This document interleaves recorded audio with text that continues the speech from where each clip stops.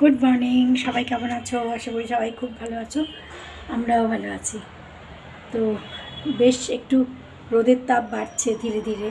অত গরম পড়েনি এখনও, যে আমাদের ফ্যান চালাইনি, কিন্তু এখনও মানে বাবু মাঝে মধ্যে একটু আধটু চালাচ্ছে, কিন্তু আমাদের ফ্যান এখনও চালাইনি। আমরা এখনও মানে ফ্যান ছাড়াই রয়েছি। অতটাও গরম পড়েনি, কিন্তু বাইরে বেরোলে রোদের তাপ অনেক বেশি। তো যাই হোক, আজকে হচ্ছে বৃহস্পতিবার, আজকে আমাদের নতুন বউ বাড়ি আসবে। কয়েকদিনের জন্যই গেছে। এই ওদের মধ্যে ওই প্রথম বছর হোলিতে তো ওদের বাপের বাড়িতে থাকতে হয়, মায়ের কাছে থাকতে হয়। তো যেটা নিয়ম সেটা তো নিয়মই। তো গেছে তো কয়েকদিন। প্রথমে বাবু বলেছিল শনিবারে বোধহয় আসবে, তারপরে ওর মা বলেছে যে শনিবারে বোধহয় ওদের মধ্যে যায় না, কি বলেছে একটা। তো তারপরে আবার বলে 10 দিন নাকি থাকতে হয়। তো ঠিক আছে, তো আজকে আসবে আর কি, 10 দিন হয়ে গেছে। তো বাবু যাবে ওকে আনতে। আর এখানে আমাদের এখন স্নান করা হয়ে গেছে আমার, আজকে বৃহস্পতিবার পুজোটাও করে নিলাম। তো পুজোটা হয়ে গেলে পরে না একটা বড় কাজ হয়ে যায়। তো পুজো করে নিয়েছি, এখন আমাদের রান্নাবান্না একটুখানি খাওয়া দাওয়া কিছু আছে। এখন দেখি একটুখানি মাছ রয়েছে ঘরে, ওই মাছটুকু একটুখানি বানিয়ে নেব। আর তারপরে ওয়েটিং ফর হার তার জন্য ওয়েট করছি।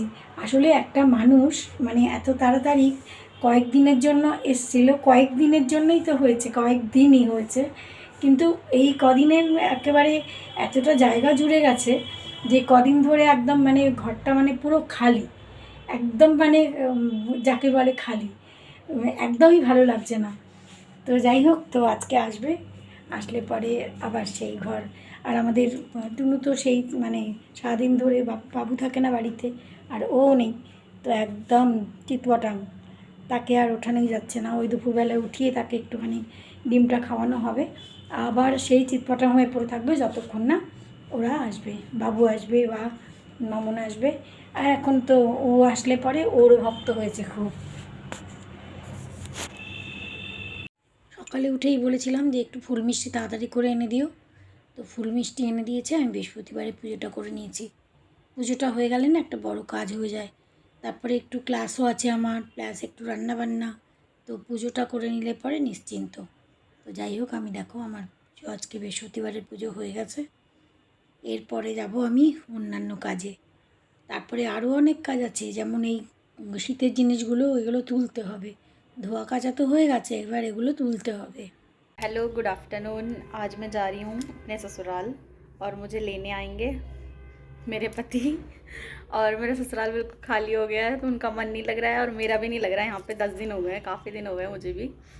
और वहाँ पे मतलब बोर हो चुके हैं वो भी, और मैं यहाँ से जाऊँगी तो ये लोग बोर हो जाएंगे, और वहाँ जाऊँगी तो ये लोग हो जाते हैं, और यहाँ आऊँगी तो वो लोग बोर हो जाते हैं, तो ऐसा हो जाता है। तो बाकी व्लॉग तो माँ बनाएंगी। ঘরে লোকজন না থাকলে যা হয়, নিজেরা দুজন আমাদের খাওয়া দাওয়া আর কিছু ভালো লাগে না। তো একটু উচ্ছে আলু সেদ্ধ করেছি আর একটু মাছের ঝোল। তো 3 পিস মাছ নিয়ে এসেছি, আর 3 পিস মাছ রয়েছে, যদি ওরা খায় এসে খাবে। আর আমাদের এই মাছের ঝোল নিয়ে এসেছি। এইটাই আমাদের আজকে দুপুরের খাওয়া। Good evening. এই আমরা চা বানিয়ে নিয়েছি, আমরা দুজনে চা বিস্কুট খেয়ে নিচ্ছি। তারপরে ওরা বেরিয়েছে, বেরিয়ে আবার একটু কোথাও এদিক ওদিক ঘুরতে গেছে, আর ওর জিনিসপত্র বললো পোর্টার এসে দিয়ে যাবে। তো আমরা চাটা খেয়ে নিই। पर तुम्हारा पोर्टर नहीं आया अभी? अच्छा, किया नहीं। अच्छा, क्या हुआ? बस बस बस, ठीक है ठीक है। God bless you, God bless you. 10 दिन कैसा रहा? सही रहे, ठीक ठाक। I don't know, এই দেখ কে এসছে।